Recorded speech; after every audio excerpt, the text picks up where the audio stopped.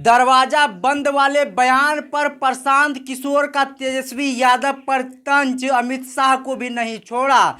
राजनीतिक रणनीतिकार और जनसुराज के अभियान के संयोजक प्रशांत किशोर ने बिहार की राजनीति में अपनी सक्रियता और तीखे बयानों से एक बार फिर सुर्खियां बटोर रहे हैं। हाल ही में बिहार के मुख्यमंत्री नीतीश कुमार के दरवाजा बंद वाले बयान के बाद प्रशांत किशोर ने इस मुद्दे पर प्रतिक्रिया दी और इसके साथ ही उन्होंने तेजस्वी यादव और केंद्रीय गृह मंत्री अमित शाह पर भी निशाना साधा।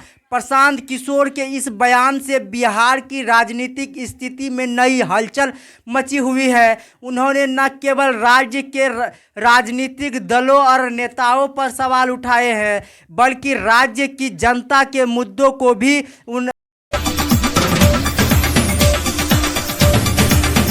उधर उकेरने का प्रयास किया है। बिहार की मुख्यमंत्री नीतीश कुमार ने हाल ही में यह कहा था कि उनके लिए भारतीय जनता पार्टी भाजपा के साथ उनके संबंधों का दरवाज़ा अब हमेशा हमेशा के लिए बंद हो गया है। उन्होंने यह बयान भाजपा के नेताओं के लगातार उन पर तंज कसने और गठबंधन की संभावनाओं को लेकर उठ रहे सवालों के बीच दिया था। नीतीश कुमार ने स्पष्ट कर दिया था कि वह अब भाजपा के साथ किसी भी तरह का गठबंधन नहीं करेंगे। उनके इस बयान पर बिहार की राजनीति में तरह तरह की प्रतिक्रियाएं आई है, लेकिन प्रशांत किशोर ने इस पर खास ध्यान खींचा है। प्रशांत किशोर ने नीतीश कुमार के इस बयान को एक राजनीतिक नौटंकी करार दिया है। उनका कहना था कि नीतीश कुमार का यह बयान जनता को भ्रमित करने के लिए, क्योंकि राजनीतिक में कुछ भी अस्थायी नहीं होता। प्रशांत किशोर ने कहा कि नीतीश कुमार ने पहले भी अपने राजनीतिक जीवन में ऐसे फैसले लिए हैं जो उनके पिछले बयानों से मेल नहीं खाते।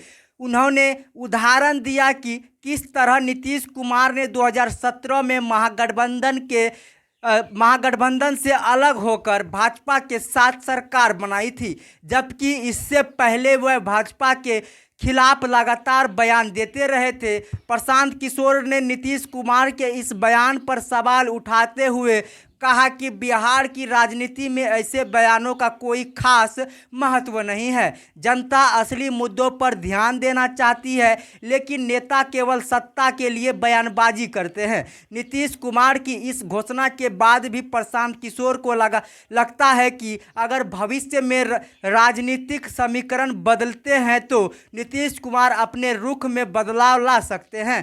प्रशांत किशोर ने इस पूरे घटनाक्रम के बीच तेजस्वी यादव पर भी तंज कसा है। तेजस्वी यादव जो पूर्व उप मुख्यमंत्री थे और राष्ट्रीय जनता दल के नेता पर किशोर ने सवाल उठाया कि उसके पास ना तो राजनीतिक परिपक्वता है और ना ही बिहार की समस्याओं को सुलझाने का कोई ठोस दृष्टिकोण। प्रशांत किशोर ने तेजस्वी यादव पर तंज कसते हुए कहा कि वह केवल अपने परिवार की विरासत पर राजनीति कर रहे हैं और राज्य के विकास के प्रति गंभीर नहीं है।